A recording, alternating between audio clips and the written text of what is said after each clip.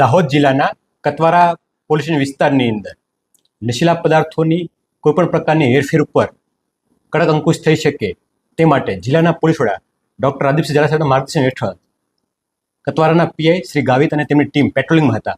એ દરમિયાન તેઓને એક ઇનોવા ગાડી શંકાસ્પદ હાલતમાં મળી આવી હતી, જેથી તેમને રોકાવી ચેક કરતા તેમાંથી 261 કિલા જેટલા પોસ્ટ ડોડા કે જે અફીણના ડોડવા કહેવાય છે અને પોપેસ્ટ્રો પણ કહી શકાય અમે, તે મળી આવે છે, જેમની કિંમત 7,85,000 ઉપર થાય છે અને આરોપી કૈલાસ બિશ્નોઈની ધરપકડ કરવામાં આવેલી છે.